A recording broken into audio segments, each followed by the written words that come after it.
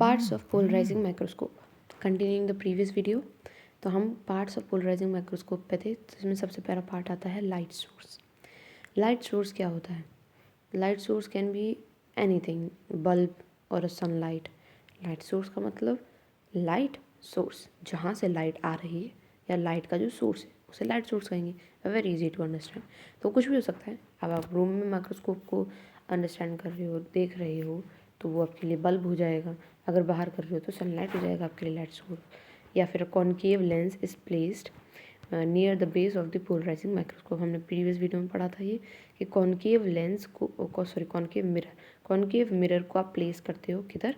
Polarising microscope के base पे, जिससे कि वो क्या करता है, रिफ्लेक्ट करता है ऑर्डिनरी लाइट को ऊपर की तरफ। हम एक बार और देख लेते हैं कॉनकेव लेंस को। ये देखिए यहाँ पर कॉनकेव मिरर, ये रहा here, this is a concave mirror. अभी मैंने कल बताया था आपको कि यहाँ पर अगर सोर्स होगा तो यहाँ से लाइट रिफ्लेक्ट होके इधर पर जाएगी। ठीक है, तो ये काम होता है इस कॉनकेव मिरर का। सबके वर्किंग देखते जाइएगा किसका क्या काम है। कॉनकेव मिरर का काम रिफ्लेक्शन का है। ठीक है, तो रिफ्लेक्शन करते हैं ऊपर की तरफ। In the case of an artificial light, जैसे कि कोई इलेक्ट्रिक डिवाइस है, the bulb with a tungsten filament और अ हैलोजन बल्ब इज़ यूज्ड। तो मैंने कहा था अगर आप रूम में ऑब्जर्व कर रहे हो तो आपको बल्ब एक लाइट सोर्स मिलेगा, तो उसमें टंगस्टन होगा या फिर hydrogen filament, halogen bulb is used and it gives a yellowish tint to the field view. मतलब जब आप उसको देखोगे तो आपको येलोइश एरिया मिलेगा या येलोइश एनवायरनमेंट मिलेगा व्यू करने के लिए। लेकिन वही चीज़ अगर आप बाहर सनलाइट में ऑब्जर्व कर रहे हो तो आपको क्लियर कट व्यू आएगा। ठीक है, सो ये तो डिफरेंस रहता ही है। Now it gives a yellowish tint to the field view, therefore a blue filter is inserted above the light source to change the color of the light to that of the daylight। तो जब आप mineral species को देख रहे हो तो उसमें आप एक ब्लू फिल्टर लगाओगे। ठीक है, तो ब्लू फिल्टर इंसर्ट करना पड़ता है ताकि आपको एक बाहर के जैसा व्यू मिले। ऑल्दो आप अंदर अगर ऑब्जर्व कर रहे हो, लाइट सोर्स में ऑब्जर्व कर रहे हो, लेकिन उतना ज़्यादा करेक्ट व्यू पॉइंट आपको नहीं मिलेगा, उतना ज़्यादा साफ नहीं दिखेगा। सो इस केस में हम एक ब्लू फिल्टर यूज़ करते हैं ताकि हमें लाइट सोर्स बिल्कुल डे लाइट के जैसा लगे। So this was the first light source, और हमें इसमें कॉनकेव मिरर का वर्किंग समझ में आया कि कैसे कहाँ पे कॉनकेव मिरर यूज़ होता है। Second part and very important one is a polariser. Polariser का क्या काम होता है? The light consisting of electromagnetic vibrations moves outward in every direction from the point source of white light। तो white light से जब आ रही है तो वाइब्रेशंस की फॉर्म में लाइट आ रही है। ठीक है, पार्टिकल्स जो होते हैं वो वाइब्रेटिंग फॉर्म में आते हैं या तो वेव फॉर्म में आते हैं, दोनों ही फॉर्म में वाइब्रेट करते हैं। तो जब उस फॉर्म में लाइट आ रही है, सच माइक्रोस्कोप, बल्ब या फिर नेचुरल सेटेलाइट सनलाइट से जब चीज़ आ रही है, the initially unpolarised ordinary light को पोलराइज करने का काम पोलराइज़र करता है। तो जब लाइट सोर्स से जाएगी तो वो सबसे पहले पोलराइज़र के पास से जाएगा, देन पोलराइज़र के पास से वो उस मिनरल स्पेसिमेन पे टकराएगा या उस एरिया पे, उस स्टेज वाले एरिया पे टकराएगा। तो पोलराइज़र का क्या काम होगा? पहले तो जो लाइट आएगी, जैसे कि मैंने आपको डबल रिफ्रैक्शन में समझाया था, पहले जो लाइट आएगी वो तो अनपोलराइज्ड होगी। पोलराइज़र से पास ऑन होने पर वो अनपोलराइज्ड लाइट पोलराइज्ड हो जाती है। तो पोलराइजर का काम ये होता है। The initially unpolarised ordinary light become polarised after passing through a polariser. और ये कैसे होता है मैंने आपको क्लियर कट समझा दिया है प्रीवियस वीडियोज़ में। And vibrates in a single plane.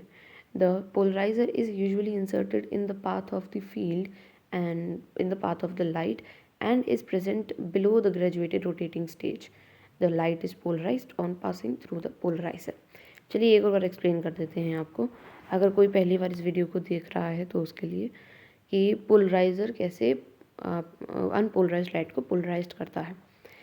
Suppose this is a polariser, आपका इस डायरेक्शन में वाई एक्सिस में या वर्टिकल डायरेक्शन में रखा हुआ है। अब लाइट जो होगी उसके पास तो दोनों ही डायरेक्शंस में आती है। ठीक है ना, मान लीजिए ये लाइट एक तो इस डायरेक्शन में चल रही है एक्स एक्सिस में, एक इस डायरेक्शन में मूव कर रही है, दिस इज़ वाई एक्सिस। तो इधर से कौन सी लाइट पास होगी? जो सेम एक्सिस या जो सेम डायरेक्शन में पोलराइजर होगा, तो इधर से पास ऑन होने पे हमको सिर्फ और सिर्फ ये वाली लाइट मिलेगी। क्यों? क्योंकि एक्स एक्सिस वाला तो इससे पास ही नहीं हो पाएगा। तो ये काम होता है पोलराइजर। तो यहाँ पर अनपोलराइज्ड लाइट थी जब दोनों ही डायरेक्शन में मूव कर रही है लाइट, और वो पोलराइज्ड हो गई जब सिर्फ सिंगल डायरेक्शन में मूव करे। तो एक लाइट को पोलराइज्ड कब कहा जाता है? जब वो सिर्फ और सिर्फ सिंगल डायरेक्शन में मूव करे। अनपोलराइज्ड कब कहा जाएगा? जब वो दो डायरेक्शन में मूव करे। So this is how the polariser works. ठीक है, समझ में आ गया आपको क्या होता है पोलराइजर और क्या होती है इसकी वर्किंग और कहाँ पर प्लेस्ड होता है पोलराइजर। सबसे पहले लाइट आती है सोर्स से, मैं आपको एक बार डायग्राम से भी एक्सप्लेन कर देती हूँ। ये देखिए इधर है, इधर आपकी लाइट है जो कि इधर से आएगी सोर्स से, इधर से आई और फिर मिरर पे टकराएगी सबसे पहले। तो मिरर पे टकराने के बाद कॉनकेव मिरर होता है ये। अब इस पे टकराने के बाद ये पोलराइज़र पे टकराएगी, इधर पोलराइज़र पे। तो यहाँ तक जब आई तब तक तो अनपोलराइज की लाइट, जैसे ही पोलराइज़र पे गई मूव ऑन हुई तो यहाँ तक पहुँचते पहुँचते वो पोलराइज्ड हो गई लाइट। इसीलिए तो पोलराइजर माइक्रोस्कोप कहा गया इसको, क्योंकि इधर पोलराइजिंग लाइट यूज होनी होती है, अनपोलराइज लाइट से काम नहीं चलता। नाउ कंडेंसिंग लेंस, अब इसमें एक लेंस भी होता है, इसका देखते हैं क्या काम होता है। इसको हम this is also known as condenser or a convergent lens. It is a small hemispherical lens attached to the sural bar. Condensed lens can be inserted into the optical train when it is required. It serves to direct a cone of light on a thin section and give optimum resolution on a thin section and give the optimum resolution for the objective used. So this convergent lens is also known as a condenser or the convergent lens. ये एक small hemispherical area lens होता है जो कि आपका placed होता है। अब इसका काम क्या होता है? एक direct cone of light create करना। अगर मैं आपको कहूँ कि कन्वर्जेंट लेंस का किस तरीके का बनता है, चलिए प्रीवियस क्लास में चलते हैं थोड़ा सा। जैसे कि ये लेंस है, अब इधर से लाइट सोर्स आ रही है, तो जब लाइट सोर्स आएगी और इस कन्वर्जेंट लेंस से पास हो जाएगी तो वो कुछ ऐसा एरिया बना देगी। देखिए कुछ इस तरीके का। पहले नॉर्मल पैरेलल चल रही थी, इससे पास होने के बाद एक पर्टिकुलर पॉइंट पे आके मिल गई, तो ये कोन शेप नहीं बन रहा। देखिए ये कोन शेप लाइट बन रही है ना, कि एक ही जगह पे सारी लाइट की सोर्स आ जाए।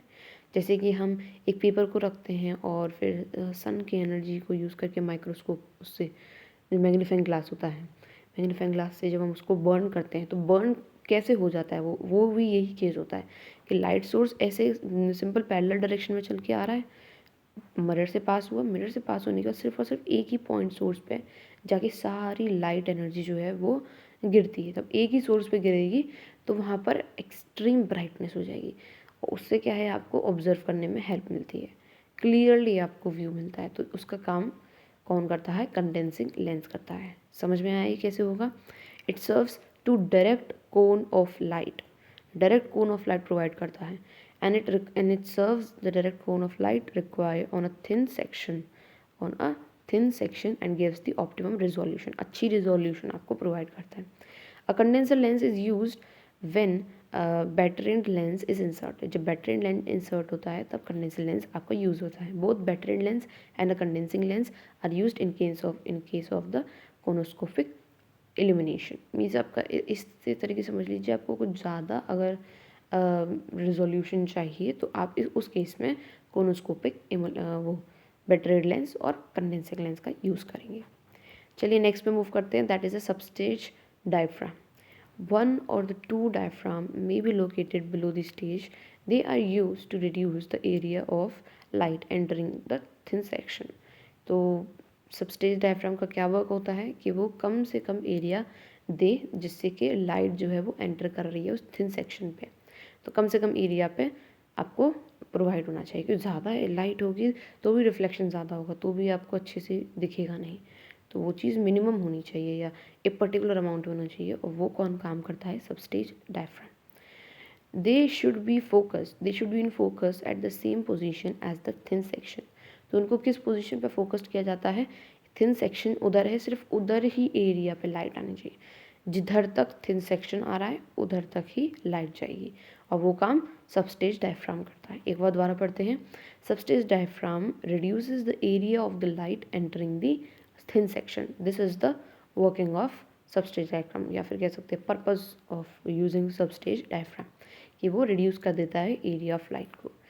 they should be in focus at the same position as the thin section. Now rotating stage. Rotating stage आपका वही चीज़ जिस पे आपका मिनरल स्पेसिमेन रखा हुआ है. It lies in between the two Nichols. Thin section of the mineral or the rock is placed over this stage. The microscopic stage or a disc is flat and it is capable of rotation and can be looked at any point. The vernier scale is attached to the stage. So rotating stage का मतलब क्या हुआ, आप वो जिस पे आप अपना निकोल वो रख रहे हो, अपना मिनरल सेक्शन रख रहे हो, और ये दो निकोल्स के बीच में रखा जाता है. एक माइक्रोस्कोपिक स्टेज जो है या फिर जो डिस्क होती है वो फ्लैट होता है और वो रोटेशन के भी कैपेबल होता है. सो ये तो बहुत ज़्यादा आसान था, आई होप समझ में आ गया होगा आपको. अब हम इसके बाद का नेक्स्ट वीडियो में कवर करते हैं, ठीक है. सो ये वाली थी पार्ट 1. अब नेक्स्ट वाली वीडियो जो होगी वो पार्ट 2 होगी of this parts of microscope की.